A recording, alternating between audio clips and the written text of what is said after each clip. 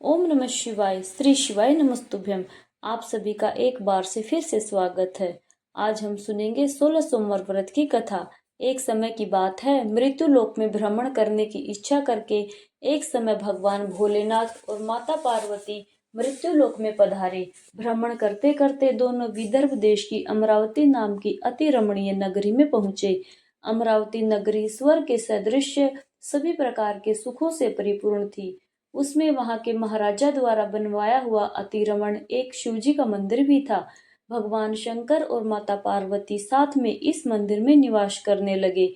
एक समय माता पार्वती ने भगवान भोलेनाथ को प्रसन्न देखकर बोला, हे महाराज, आज तो हम दोनों चौसर खेलेंगे।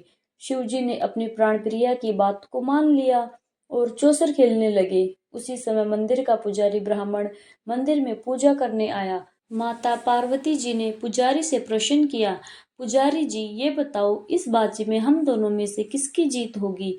ब्राह्मण बिना विचार किए जल्दी से बोल उठा, महादेव जी की जीत होगी।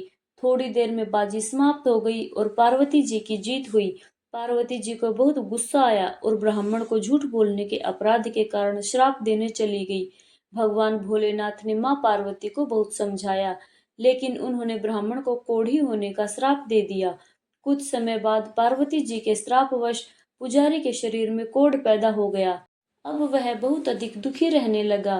पुजारी को कष्ट भोगते हुए जब बहुत दिन गुजर गए, तब एक दिन देवलोक की अप्सराएं शिवजी की पूजा करने उस मंदिर में पधारी।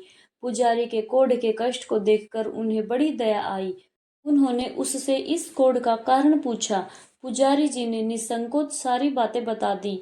वे अप्सराएं बोली, हे पुजारी, तुम अधिक दुखी मत होना। सावन सोमवार का व्रत भक्ति भाव से करो। पुजारी ने अप्सराओं से व्रत की विधि पूछी। अप्सराओं ने बताया, सोमवार को भक्ति भाव से व्रत करो, साफ वस्त्र पहनो, संध्या व उपासना के बाद आधा शेर गेहूं का आटा लो, उसके 3 भाग करो और घी गुड़ दीप नैवेद्य बेलपत्र जनेऊ जोड़ा चंदन अक्षत पुष्प आदि से प्रदोष काल में भगवान शिव जी की पूजा करो। उसके बाद 3 भागों में से एक भाग शिव जी को अर्पण करो, बाकी 2 को शिव जी का प्रसाद समझकर उपस्थित लोगों में बांट दो और खुद भी प्रसाद समझकर खाओ। इस तरह 16 सोमवार व्रत रखो। 17वें सोमवार को 5 सेर पवित्र गेहूं के आटे की बाटी बनाओ, उसमें घी और गुड़ मिलाकर चूरमा बनाओ, भगवान भोलेनाथ को भोग लगाकर उपस्थित भक्तों में बांट दो।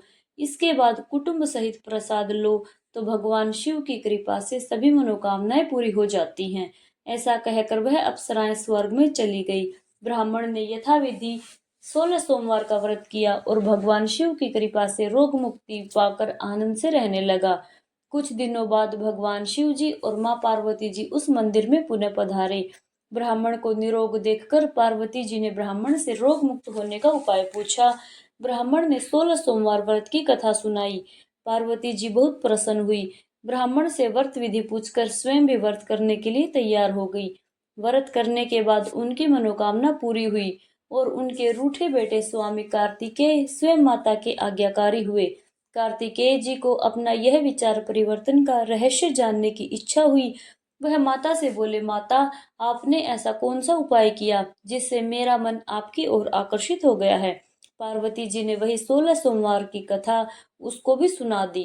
कार्तिकेय जी ने कहा, इस व्रत को मैं भी करूंगा, क्योंकि मेरा प्रिय मित्र ब्राह्मण बहुत दुखी दिल से परदेश गया है। मेरी उससे मिलने की इच्छा है। कार्तिकेय जी ने इस व्रत को किया और उनका प्यारा मित्र उन्हें मिल गया। मित्र ने इस आकस्मिक मिलन का भेद पूछा तो कार्तिकेय जी बोले, हे मित्र, हमने तुम्हारे मिलने की इच्छा से 16 सोमवार का व्रत किया था। अब तो ब्राह्मण मित्र को अपने विवाह की चिंता होने लगी। उसने कार्तिकेय जी से व्रत की विधि पूछी और यथाविधि व्रत किया। व्रत के प्रभाव से वह किसी कार्य से विदेश गया तो वहां के राजा की लड़की का स्वयंवर था। राजा ने प्रण किया कि जिस राजकुमार को हथनी माला डालेगी, मैं उसी के साथ अपनी प्यारी बेटी का विवाह करूंगा। शिव जी की कृपा से वह ब्राह्मण भी उस स्वयंवर को देखने की इच्छा से राज्यसभा में एक ओर जाकर बैठ गया। नियत के समय हथिनी आई और उसने जयमाला को उस ब्राह्मण के गले में डाल दिया। राजा ने अपनी प्रतिज्ञा के अनुसार बड़ी धूमधाम से अपनी कन्या का विवाह उस ब्राह्मण के साथ कर दिया। और ब्राह्मण को बहुत सारा धन देकर और पूरे मान सम्मान के साथ संतुष्ट किया। ब्राह्मण सुंदर राजकन्या पाकर सुखी से जीवन व्यतीत करने लगा। एक दिन राजकन्या ने अपने पति से प्रश्न किया, हे प्राणनाथ, आपने ऐसा कौन सा भारी पुण्य किया था जिसके प्रभाव से हथिनी ने सब राजकुमारों को छोड़कर आपको वरण किया? ब्राह्मण बोला, हे प्राण प्रिय, मैंने अपने मित्र कार्तिकेय जी के कथा अनुसार 16 सोमवार का व्रत किया था, जिसके प्रभाव से मुझे तुम जैसी रूपवती पत्नी प्राप्त हुई है। इस व्रत की महिमा सुनकर राजकन्या को बड़ी हैरानी हुई। वह भी पुत्र की कामना करके इस व्रत को करने लगी। शिवजी की दया से उसके गर्भ में एक अति सुंदर सुशील धर्मात्मा और विद्वान पुत्र उत्पन्न हुआ। माता और पिता उस देवपुत्र को पाकर अधिक प्रसन्न हुए और उसका लालन पालन अच्छे प्रकार से करने लगे। जब पुत्र समझदार हुआ तो एक दिन अपनी माँ से प्रश्न किया, हे माँ, तुमने कौन सा व्रत और तप किया था जो मेरे जैसा पुत्र तुम्हारे गर्भ से उत्पन्न हुआ है? उसकी माता ने 16 सोमवार के व्रत की कथा बताई। पुत्र ने सब तरह के मनोरथ पूरे करने वाले इस सरल व्रत को सुना तो वह भी राज्य अधिकार पाने की इच्छा से हर सोमवार को यथाविधि यह व्रत करने लगा। व्रत शुरू करने के बाद एक देश के वृद्ध राजा के दूतों ने उससे आकर उसको राजकन्या के वरण के लिए कहा। राजा ने अपनी बेटी का विवाह ऐसे सर्वगुण संपन्न ब्राह्मण युवक के साथ करके बहुत सुख प्राप्त किया। वृद्ध राजा के दिवंगत हो जाने के बाद इसी ब्राह्मण को सिंहासन पर बैठाया गया, क्योंकि दिवंगत राजा का कोई पुत्र नहीं था। राज्य का उत्तराधिकारी होकर भी यह ब्राह्मण 16 सोमवार व्रत करता था। जब 17वां सोमवार आया तो ब्राह्मण ने अपनी प्रियतमा से पूजन सामग्री लेकर शिव पूजा के लिए शिवालय में चलने को कहा, परंतु उसकी पत्नी ने उसकी आज्ञा की परवाह ना की और दास दासियों द्वारा सब सामग्रियां शिवालय में भिजवा दी, परंतु वह स्वयं नहीं गई। जब राजा ने शिव जी का पूजन समाप्त किया तब आकाशवाणी हुई, हे राजा, अपनी इस रानी को राजमहल से निकाल दे, नहीं तो तेरा सर्वनाश कर देगी। यह आकाशवाणी सुनने के बाद राजा के आश्चर्य का ठिकाना न रहा। उसने मंत्रणा गृह में आकर अपने सभासदों को बुलाकर कहा, मुनियों, आज मुझे शिवजी की आकाशवाणी सुनाई दी कि तू अपनी इस रानी को राज्य से निकाल दे, नहीं तो यह तेरा सर्वनाश कर देगी। राज्य के मंत्री और सभासद आदि सब विस्मय और दुख में डूब गए, क्योंकि जिस कन्या के कारण उसे राज्य मिला था, राजा उसी को निकालने की बात कह रहा था। यह कैसे हो सकता था? पर राजा ने मंत्रियों की परवाह नहीं की। उसने अपनी पत्नी को राजमहल से निकाल दिया। रानी दुखी हृदय से अपने भाग्य को कोसती हुई राज्य से बाहर चली गई। बिना पैर में कुछ पहने, फटे वस्त्र पहनकर, भूख से दुखी होकर अपने हृदय से भाग्य को कोसती हुई वह चली जा रही थी। रानी एक तेली के घर गई तो शिवजी के प्रकोप के कारण तेली के सभी मटके उसी क्षण चटक गए।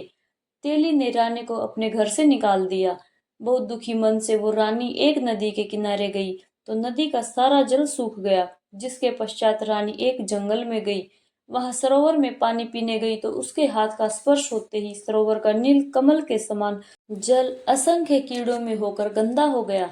रानी ने भाग्य पर दोषारोपण करते हुए उस जल को पीकर पेड़ की शीतल छाया में विश्राम करना चाहा, परंतु वह जिस पेड़ के नीचे विश्राम करती उस पेड़ के पत्ते तुरंत टूटकर गिर जाते। वन सरोवर जलाशय की ऐसी दशा देखकर गऊ चराने वाले ग्वालों ने अपने गोसाई जी से, जो उस जंगल में स्थित मंदिर के पुजारी थे, उनको यह बात बताई।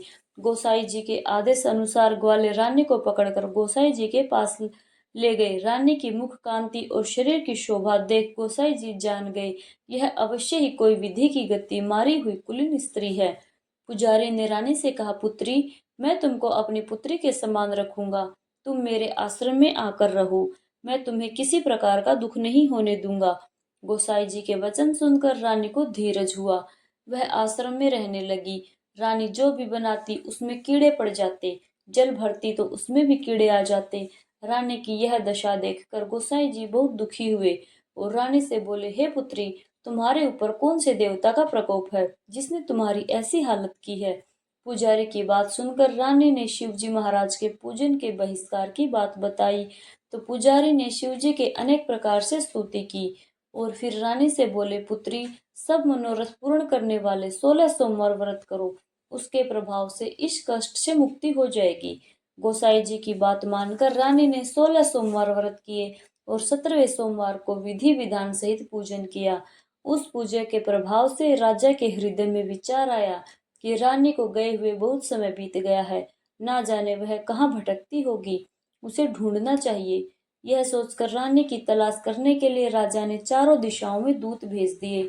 वे दूत रानी को तलाश करते हुए गोसाई जी के आश्रम में आ गए। वहां रानी को पाकर उन्हें अपने साथ जाने का आग्रह करने लगे, परंतु गोसाई जी ने मना कर दिया। दूत चुपचाप वापस लौट आए और राजा को रानी का पता बताया। रानी का पता पाकर राजा गोसाई जी के आश्रम में गए और उनसे कहा, महाराज, जो देवी आपके आश्रम में रहती है वह मेरी पत्नी है। शिव जी के प्रकोप के कारण मैंने उसको त्याग दिया था। अब मैं भोलेनाथ की कृपा से उसे लेने आया हूँ। कृपया मुझे अपनी पत्नी को साथ ले जाने की अनुमति दे। यह सुनकर गोसाई जी बड़े प्रसन्न हुए और उन्होंने रानी को राजा के साथ जाने की अनुमति दे दी। राजा बड़ी प्रसन्नता से रानी को महल लेकर आए। राजा ने सारे राज्य में उत्सव मनाया और चारों तरफ प्रसन्नता की लहर दौड़ गई। सारी प्रजा ने अपनी रानी के आने पर खुशियां मनाई। इस प्रकार जो मनुष्य 16 सोमवार के व्रत को श्रद्धा पूर्वक करता है, उसकी सभी मनोकामनाएं भगवान शिव जी की कृपा से पूर्ण होती हैं और उसे मोक्ष की प्राप्ति होती है। तो ये थी आज की कहानी। आपको कैसी लगी कमेंट करके जरूर बताइएगा और कमेंट में हर हर महादेव जरूर लिखें। चैनल को सब्सक्राइब करें, वीडियो को लाइक करें। धन्यवाद।